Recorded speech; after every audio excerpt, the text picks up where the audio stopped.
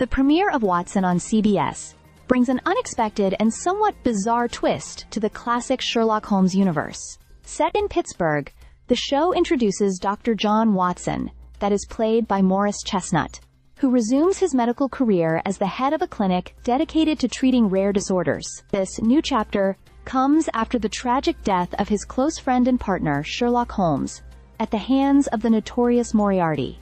Despite his efforts to move on, Watson's past refuses to stay buried, and soon he finds himself caught up in a twisted web of mystery, with Moriarty still lurking in the shadows. What makes this show so intriguing is its fusion of two very different genres. The first part of Watson resembles a typical medical procedural, where Watson and his team of quirky doctors diagnose perplexing medical conditions in a Pittsburgh clinic. The second part, however, delves into the much-loved Sherlockian mythology. These two storylines, while seemingly mismatched, combine in a way that both confounds and fascinates viewers. The procedural aspect is straightforward enough, offering the standard medical mystery formula. But when the show dips into Sherlock's world, it gets chaotic in a way that is both absurd and darkly amusing. The story kicks off with a dramatic and familiar moment.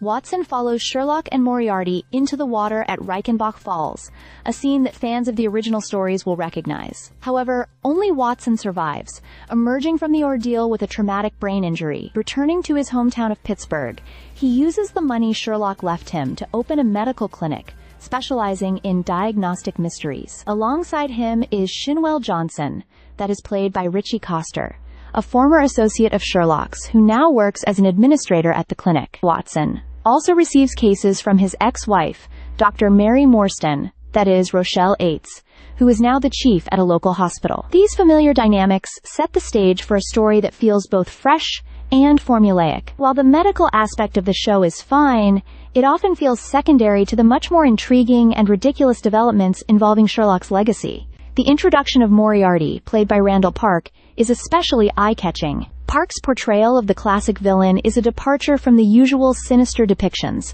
bringing a level of charm and pleasantness that makes him an even more unsettling character. The revelation of Moriarty's plans for Watson's clinic adds a sense of danger to the otherwise mundane medical cases. However, it's clear that Watson struggles with balancing its two tones. The show's medical drama often feels generic and unremarkable, while its attempts to delve into the world of Sherlock Holmes are more hit or miss. The chemistry between the characters, especially Watson and Shinwell, is often overshadowed by the show's attempt to weave in Holmes' mythology, resulting in a jarring experience for the audience. Despite these issues, Watson has moments that draw you in, particularly thanks to Morris Chestnut's charismatic performance. His portrayal of Watson is refreshingly different from previous versions, exuding a swagger that makes him stand out in the traditionally stoic role. Whether or not the show will be able to keep its audience engaged remains uncertain, as its blend of medical mystery and Sherlockian intrigue is both entertaining and perplexing. In the end,